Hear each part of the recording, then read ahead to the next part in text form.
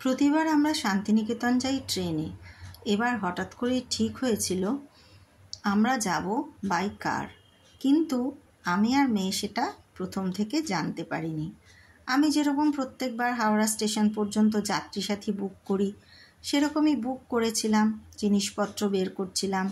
মায়েদের যেমন বেরোনোর সময় কাজ থাকে, মানে প্রচণ্ড ব্যস্ততা যাকে বলে।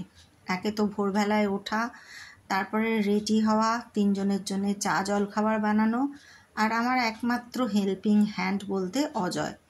সব কাজে অজয় না থাকলে আমার যে কি হতো। পাড়ায় সবাই জানে যে আমরা মোটামুটি ব্যাগ প্যাক করছি, মানেই চলছি বোলপুরের উদ্দেশ্যে। তো এসে দেখা করে। সকালবেলা হয়তো কেউ বাজারে বেরোচ্ছে, একটু থেমে গেল, একটু গল্প করলো।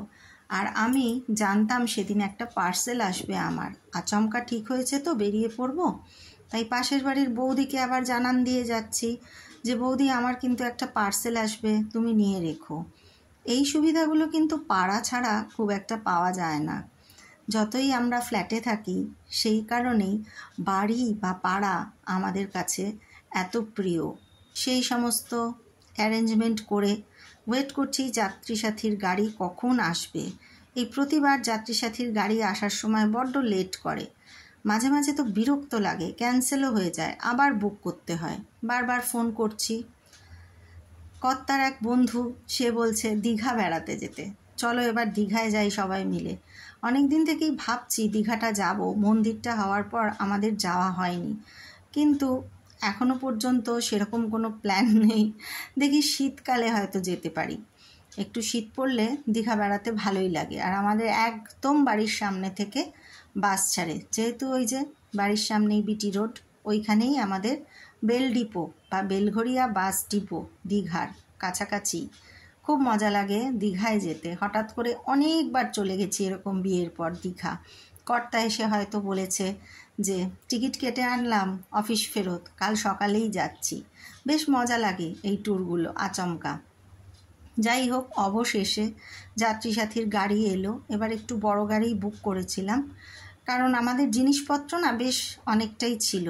আর এই এতগুলো জিনিসপত্র নিয়ে ছোট গাড়ি বুক করলে তারা আবার গজগজ করতে থাকে। সেই কারণে একটু বড় গাড়ি না হলে উপায় থাকে না। আমাদের যাওয়া কি আসা, একটু জিনিসপত্র আমাদের প্রতিবারই বেশি হয়ে যায়। আর আমি ভাবছি স্টেশনে নেমে তো কুলি দাদারাই আছে, তারাই টেনে টুনে মাল নামিয়ে ট্রলি করে নিয়ে গিয়ে একদম কামরায় সেট করে দেয়। তাই আমাদের কোনো দিনই কোনো মালপত্র ক্যারি করতে হয় না বলে চিন্তা করি না। সমস্ত সেটিং করে দিল এই ভাইটাই, আর আমরাও দুগ্গা দুগ্গা বলে রওনা হব করছি। এই সময় আবার একজন পাড়ার মানুষের সাথে দেখা, বয়স্ক মানুষ। তিনি জিজ্ঞেস করছিলেন কোথায় যাচ্ছ, কতদিন থাকবে, মেয়ে এখন কি পড়ছে, যত গল্প ঠিক যাওয়ার সময়।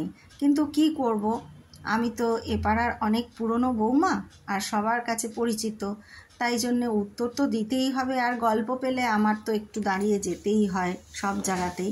কর্তা তাড়া দিচ্ছে, ওঠো ওঠো, এবার কিন্তু ট্রেন মিস হয়ে যাবে।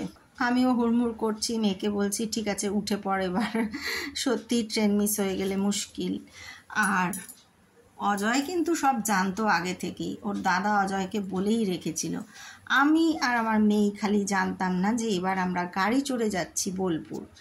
অজয়কে টাটা করে সমস্ত কিছু বুঝিয়ে, গাছে প্রতিদিন জল দিবি এই সমস্ত আদেশ দিয়ে, আর প্রতিদিনই ওখান থেকে প্রায় ফোন করতে থাকি আমরা, কিরে কেমন আছিস কেমন আছিস। ওর ওপর একটা অদ্ভুত মায়া পড়ে গেছে, আসলে অনেক দিন কাজ করছে তো। তারপর আর কি, কলকাতা ফেলে শহর ছেড়ে অনেক দূরে, চলো কোথাও চলে যাই। বাকি গল্প মানে আমরা ট্রেনে না গিয়ে বাই কার যাচ্ছি, কি করে জানলাম, কিভাবে জানলাম, সব বলছি আবার পরের ভ্লগে। সঙ্গে থেকো, টাটা।